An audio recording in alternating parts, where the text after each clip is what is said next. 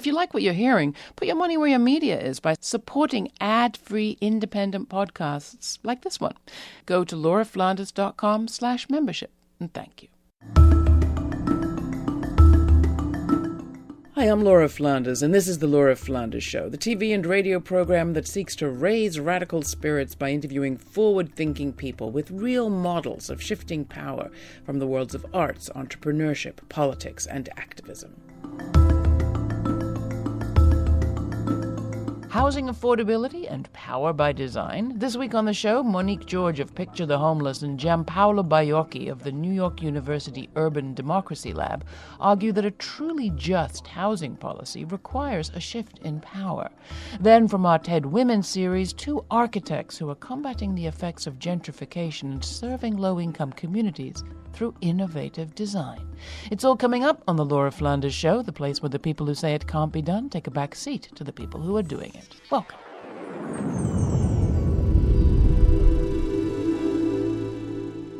Housing stress. It's a part of life for millions of people. If someone isn't experiencing it, they likely know someone who is. So states a new report by the Homes for All campaign of the Right to the City Alliance. Decades of leaving matters of housing to the market or to politicians or landlords just isn't securing housing for everyone who needs it. A new land ownership structure just might help. Models exist here and around the world. New York City Mayor Bill de Blasio has put some financing behind new community land trusts. The British Labour Party's housing plan includes 1 million new homes and affordability defined by prevailing incomes, not rents. In many places, this is an election year. So by what criteria should housing policies be judged? Our guests know this topic from the inside out. Giampaolo Baiocchi is director of the Urban Democracy Lab at NYU and the lead author of the Communities over Commodities report I just quoted. Monique George is the executive director of Picture the Homeless, which was very involved in this report. She also describes herself as a proud product of public housing herself. Welcome, both of you, to the program. Mm-hmm. Glad to have you. Thanks so when you say communities over commodities, what do you mean, Giampaolo? So in this report, we wanted to take stock of the discussion we've been having among social movements and advocates of housing and think from a sort of big picture way, what do we stand for and what kind of housing do we want? And it came down to a values question. We believe that housing is a right, and we believe that communities are more important than commodities, which is to say, we want to think about the right to housing first before talking about public policy discussions about what works and what doesn't. The title says it. It's a values question. We believe housing is a right. And we think that thinking outside of the market structure is really important. Now, values have been mostly tied up with buy and sell values, the commodity value. Where has that brought us? How do you describe the situation that we're in, Mo? So I think it's gotten us to the point where the value has gotten such that it has actually pushed folks away from it. If you look across New York City and you see, these amazing, beautiful buildings going up, but they're far beyond tons and tons of folks' reach. Yeah, we're talking multi-million dollar Exactly. Yeah. You then look and see, is housing really a human right? Right? I mean, and that's our thinking from the movement side. But then when you see that vast amount of people are being displaced, when I see an increase in folks coming into our office, looking for services, needing help with assistance, trying to find affordable housing, or either being evicted or on the verge of getting evicted from communities that they were based in. And then you look at those communities and see these towering skyscrapers of beautiful multi-million-dollar homes, or even $4,000 and $5,000 rental homes. You think that, okay, we're the only ones saying housing is a human right, but does the city actually embody that? What kind of numbers are we talking about? So for us, right, the city says 67,000 people sleep in shelters every night. We, as on our side, know that number is significantly more, because you're actually talking about folks who are gone into a shelter. Right. You're not talking about street homeless. You're not talking about couch surfers. You're not talking about people who are doubled or tripled up in NYCHA. I think our estimation, if you look at the whole breadth of the universe of that, is probably pretty close to over 100,000 people. Yeah. Now, we should say that this question of housing as a human right is not something you made up. It is in the Universal Declaration of Human Rights, the right to shelter. But it seems like we need more in terms of understanding what addresses this problem. And you've laid out some principles in the report, which are kind of criteria. Yeah, so one of the things we wanted to do in the report was to also think about what kind of housing we want. We think there's a poverty of imagination when we talk about policy solutions today. And one of the problems is we only talk about affordability. We have a huge affordability problem, right? So as a thought experiment, you should ask, do you know anyone who lives in affordable housing who's not in public housing, who's not in a rent-controlled apartment, who's not very wealthy? Nobody I know does. Well, right? It depends how you define affordability, right? Right. So by the federal guidelines of 30% of your after-rent income, it's hard in New York. And nationally, it's very hard. Right? Half of renters in the U.S. do not have affordable housing. They're paying 40% or more. Yeah, on 1/4 are paying half or more of their income, which is absurd. We have to pause and say this is an absurd situation we're in. But then it's not just affordability, right? We want to put a number of things on the table. So housing for us needs to be really affordable, need to be realistic measures. It needs to be permanent. So part of the problem also is that often lower rent housing is not stable, or the evictions are very high. Low-income people get evicted very, very frequently, and we know that's not good for anyone.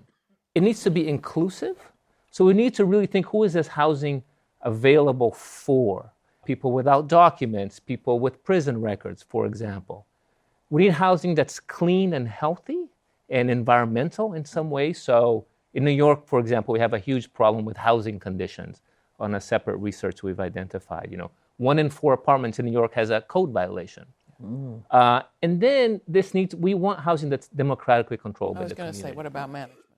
Right, so we want the community that lives there to have a say or to have control over the conditions of the housing itself. And sometimes it means painting what color you want, or do you want a playground or a community store? The shape of the neighborhood, communities need to be able to dictate that in a real bottom-up So way. you assess several different models from that point of view, through the lens of those criteria. And what did you find?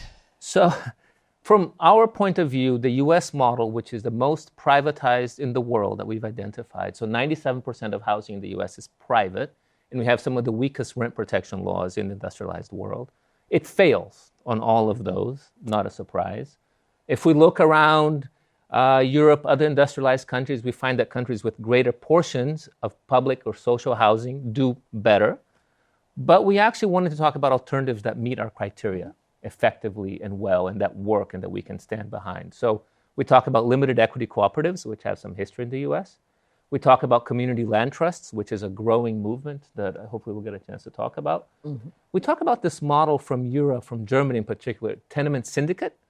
And we talk about mutual aid housing cooperatives, which is a sort of Latin American version, which we also think is very, very successful. So let's talk about one of those. I mean, the land trust is something you've been involved in, Mo, and so is Picture the Homeless. Mayor de Blasio was putting some financing behind not just investigating land trusts, but educating groups about what they are. What do we need to know? Where does this stand? And is this a new thing in New York? So it is not a new thing in New York. We have Cooper Square, which I think is almost maybe 30 years old, so it's not a new concept for New York. It is a recent concept for a lot of folks, and it is a different concept because it is actually tenants collectively coming together to own the land, thus by saying that the affordability on the land could be, quote unquote, forever, but technically 99 years. And then after 99, you renew for another 99. But it is really about affordability and being able to say that this building will stay affordable irregardless of the buildings that surround it. I know for us at Picture the Homeless, we see that as not only a model, but the model to retain affordability for folks who are at the lowest levels of affordability in this city, right? So folks who are, whether, they're on SSI or they're on some other kind of assistance, or not just, folks tend to think, they're homeless, they don't have any income. We have tons and tons of working homeless folks who actually need housing. This is the Laura Flanders Show with your host, Laura Flanders. Home is where the heart is, and the heartache for far too many when it comes to the matter of affordable housing.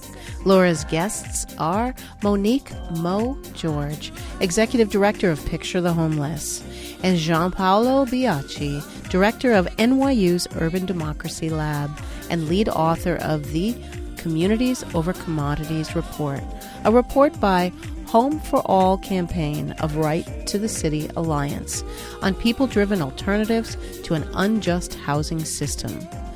They're discussing land trusts, one of the alternative housing system models in that report.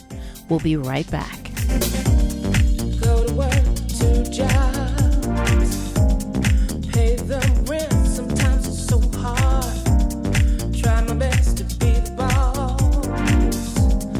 of my life, my quest, my journey, my journey, yeah, this long, long journey. Ooh, this is my truth, yeah, this is my truth.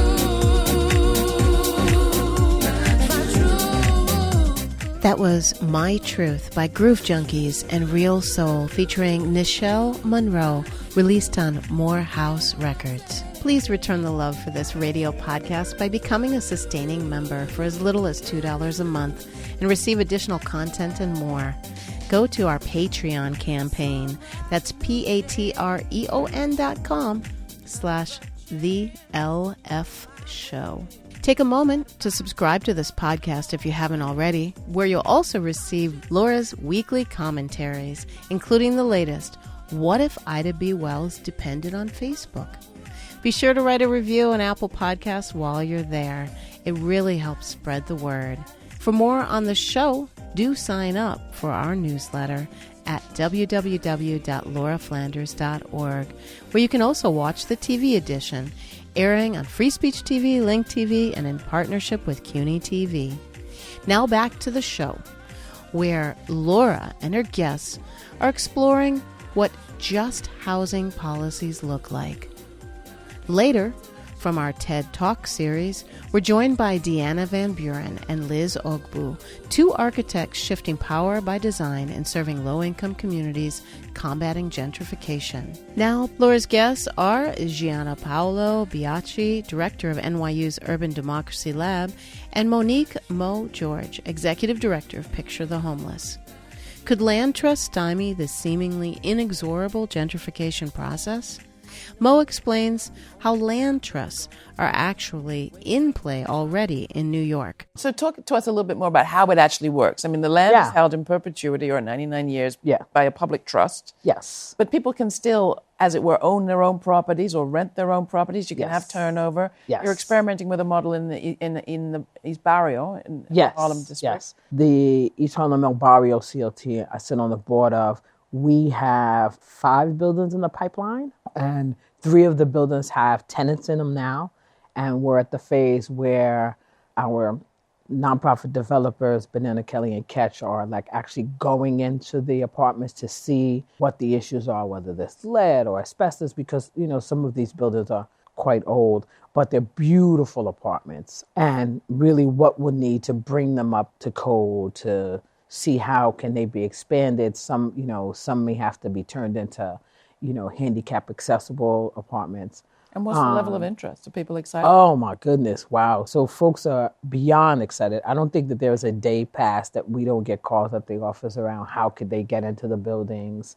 And we actually have, believe it or not, 41 other buildings in the pipeline who are like, how can our building get involved? We want to become a land trust. All right. So how does that pipeline become like a sluice gate? How does that happen? How does the city get control, or community organizations get control of more land? So I think it's island like Manhattan. The buildings that we have now, it started with a conversation with HPD, Department of Housing and Preservation, and they have been really receptive, and thanks to the mayor for actually embracing it. And then I think for them, they're like, wow, we didn't realize that this many folks would be interested, and that I think more and more that folks who are interested talk to folks like at Cooper Square or talk to our folks that are about to do it, they get excited like, wow, okay, this is an actual option that could keep us in our homes. Now, what happens to the state in all of this? I mean, a lot of the models that you're describing are ones where, given half a chance, communities can become their own owners, their own managers. Fantastic. Take some housing issues off the state's hands. But you grew up in public housing. We still need public housing, right? Indeed. Yeah. And what's the nature of this mix? I think that there is a role for the state to play in it. And I think what that could look like outside of funding, because there's initial funding for our buildings, right? And then our nonprofit developers will have to partner with various banks in the whole nine. It would be actually awesome if they partnered with the state. And that the state actually put significant funding into developing community land trusts, not here, but actually across New York State. We go to a conference every year, Grounded Solutions, and there are CLTs from all over the country and, in various parts of the country where states are pulling in and providing funding and the whole nine, so the nonprofit developer doesn't necessarily have to go to a traditional. So I've got two questions. One is, how do you get the city on board? Because that was exciting. Yeah. But the other one, are there models globally that we can learn from? You mentioned some in the abstract, but can you tell us any more about some models where a municipality or a state is really doing the right thing, in your view? Yeah, so maybe I can talk about the Uruguay example, which is a very inspiring one, but it's important to underline something Mo said, which is the state needs to play a role, right? So a land trust is a publicly held piece of land, so it's public land. All of the successful models that we know of, from Burlington to Dudley Street in Boston, which is another incredible model. Yes. City government and state government wound up playing a very important role. So I don't know any example tangibly that wouldn't have state involvement, right? It's a question of values in politics and political will. So the Uruguay story is interesting. So they have this model of cooperativism where people put in sweat equity. So to buy into the cooperative, you can instead of buying share, you can actually help build the buildings, which keeps the costs down. And if you think about the people who are moving in, they often have those kinds of skills anyway. And the city of Montevideo, for example, has a very high percentage of its housing is cooperative housing under the FUCVAM, which is, I think they have 300,000 residents. Amazing. All told. And these are democratically run, bottom up, completely decommodified, meaning you cannot buy and sell this property, right? This is public land that's now collectively owned. We collectively decide what to do with it, but what we can't do is sell our individual unit. There's no speculation. Now, there are some models where you can sell, but at a capped price, a capped rate, right? Isn't that so? For people that are worried, well, do I have no private anything in this picture? There are some models where I think you do, or you can have some degree of exchange, right? Yeah, and one of the things we hear about community land trusts in movements is that people feel that home ownership is a way to pass on some wealth and stability to the next generation. This is very important for people. So in a community land trust, you can actually own a home. You don't own the land, but you own the home, so you could sell that portion. In a limited equity co-op, you can sell your share, but you wouldn't speculate on it. You bought it for $25,000. You might be able to sell for $50,000. You look at how much you put in, but you couldn't sell it for $1 million. So this is an election year. People are excited. How can they get involved? And tell us a bit more about how you did get the mayor involved in all this, because it's a brand new day as far as that goes. Yeah. So, shout out to Picture the Homeless, who's been doing this way before I got there. I've been the executive director now 14 months. But our members have been talking about this, wow, it's got to be a good 6-7 years, and really, really working to not just get the word out to potential buildings, but actually pushing elected officials and the mayor, since he came on board, that this was a viable idea. And this was something that, really had some grit to it to offer truly affordable housing, really get at the folks who are at the lowest realms who really need that, right? And to really look at if the city is dedicated to, going down on the actual homeless rolls, this is the actual way to get people into actual affordable housing. So there's a mass excitement about them. Folks can, look on our website at picturethehomeless.org, and they can come and volunteer. You should say it's not just for people who are homeless, or not at all. Not at all. Housing not crisis. At all. There's a lot of people in that middle kind of category that can neither buy nor rent at affordable rates. Yeah, definitely. And we have tons of that, like where, people tend to think that, homeless folks aren't working, where actually the numbers don't show that. We have, there are almost I think it's way past 45% of homeless folks actually work every day. But, the affordability in the city has gotten so bad that it's hard to get into something that you could actually fit to. And we see community land trust as that option. Just to clarify this question of affordability before we close, I mentioned at the top that under the Labour Party proposal in the UK, they're shifting the definition. How is it defined today, and how do you think it should be defined, Gianpaolo? So federally, we have this idea of 30% after tax income. When we do inclusionary zoning here in New York, we use a measure called the area median income, which we think is highly unrealistic because it looks at the whole area and it tends to create figures and numbers that are not actually affordable. So we think it should be neighborhood-based measure. Because if your East Harlem El Barrio district includes Upper Park Avenue, Exactly. you kind of skewed that median. Exactly. So final thoughts of how people can get involved. You mentioned they can come volunteer for Picture the Homeless at the level of engaging as much of the community as they can. Is there a clear question to ask a candidate that's running? I don't know, maybe for governor. So I think one question is what is their knowledge around community land trust and what are their thoughts on it and how they could support it if elected. All right, sounds like a good or question. re-elected. Gianpaolo, anything you'd add to that? No, and what the commitment is to solving the housing crisis, besides slinging mud at NYCHA, besides vouchers, besides how willing is someone to look at different models and ideas, ones that are a little bit outside the current purview at the moment. Gianpaolo, Monique, thank you so much for coming in and talking about this so much. Well, good news perhaps on the housing front. Yeah. We'll keep our eyes out. Thanks for having us. Thanks for having us. You're welcome. That was Gianpaolo Biaggi, director of NYU's Urban Democracy Lab and lead author of the Communities Over Commodities report, a report by Homes for All campaign of Right to the City Alliance on people-driven alternatives to an unjust housing system, and Monique George, executive director of Picture the Homeless. You can find information on that report and more at our website, www.lauraflanders.org. Next, from our TED Women series, architects Liz Ogbu and Deanna Van Buren.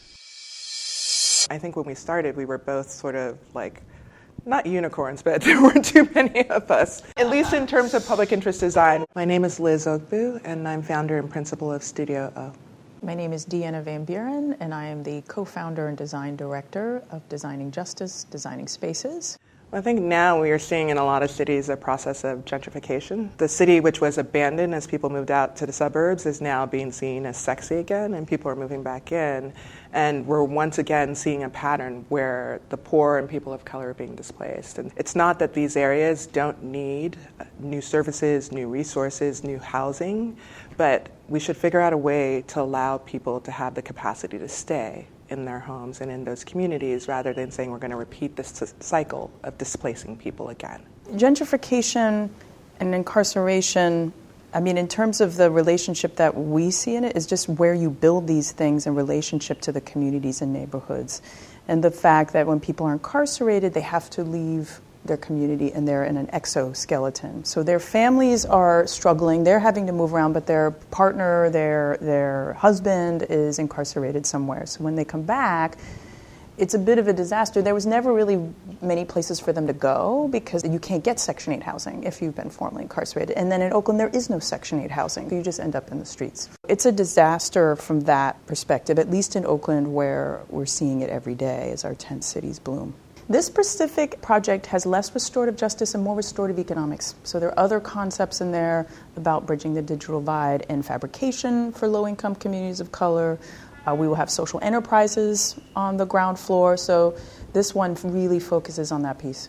So how do you take the program of the building in the place and make it basically fund the project? So we're trying some weird new things. We're trying to be at the end of social impact investing, social impact bonds. How do you pay for things in a different way as opposed to your traditional developer who's just doing market rate, right? I got to make all my money back, and I got to make a lot of money back. A lot of times from the for-profit developers, there are definitely some evil ones out there. I don't think that can be disputed. But there are actually some who have a desire to do good or are open to a way that allows them to create something that is financially sustainable, but also socially impactful. But what they need is like a strategic direction that is helping them do that. And it's not coming in and sort of saying, waving the flag of like, oh, the poor people, you must do this. It's sort of having an understanding of their goals and trying to work with them creatively to try and figure out, okay, how do we make the numbers work? But how do we make sure that we are actually also sustaining the community? And how are we thinking intentionally about some of the things we're doing? Like I have a project in Charlottesville right now, and we're working on housing. And it's a low-income housing development that, because of all the changes that have been done in federal subsidies for housing, has to be developed as mixed income. That's actually the reality of a lot of low-income housing development right now. There's no money coming from the government to do just low income. So you have to bring in the market rate. And what we started discussing is that if you start doing it just saying, okay, we're just bringing them here, and that we solve the problem by the fact that they're both located on the same property, there isn't any integration in that. And so it's like, how do we think intentionally about the steps that we're doing, whether it's like thinking about the amenities that we're creating, that there are amenities that both of them can come together, or doing things that start to build community and build bridges before you start bringing these groups out there, to sort of say, let's not create something that's just repeating the sins of the past. The idea is that oftentimes with these development projects, you're looking at long timelines, and so it's how can you provide something that benefits the community now? And we can always be resourceful in figuring out things. So we do job training workshops, but we also do circuses and try and create places of joy, as well as places where people can get skills that will allow them to get some of the employment that could help improve their condition. You know, when we build things themselves, how can we start to build some of the history back in? We'll see. You know, hopefully we can do that with either the retail component of something, or is there a way that we can have the community come in and do an art piece that's integral to the project so that we understand what was here and who's still here, right? Who's here now, and what has happened in the past to make a mark on the land that way. So we teamed up with StoryCorps, and we built a recording booth on our site. And we invited community members to come in and record the stories. And every story that's recorded in there is like an official StoryCorps recording. So it gets archived in the Library of Congress. And if you're African American, it gets archived in the Museum of African American History. So for many people, it was a way to say your story will never be lost. That was architects Liz Ogbu, founder and principal of Studio O, and Deanna Van Buren, co-founder and design director of Designing Justice and Designing Spaces. For more information on our guests and their organizations, go to our website, www.lauraflanders.org. If you'd like your local community radio station to carry this show, let your station know. It's available through Pacifica Radio and PRX. You can get a download of the show by simply subscribing to our podcast if you haven't already, through iTunes, Stitcher, Google Play, or wherever you get your podcasts. Next week's show, we bring you a tech primer, including AI, automation, and algorithms. By the way, you help tip the algorithms in our favor when you write a review of the show in Apple Podcasts. Haven't yet? Please do. Thanks for your support. We couldn't do the show without you. If you haven't already become a sustaining member, go to patreon.com/The LF Show. That's patreon.com/The LF Show. And commit to a monthly donation for as little as $2 a month. That's like dropping 50 cents in that change jar every time you hear the show. This show is produced by yours truly, Laura Flanders, with Tammy Hamada Warrenoff, Monica Mohapatra, Danica D'Souza, Diego Romero Montiel, Jeannie Hopper, and Mira Al-Rahim. The program's made possible by the Novo Foundation and listeners like you. Become a member today. Thanks for your ongoing support. We couldn't do it without you. Stay kind, stay curious. Till the next time, I'm Laura Flanders.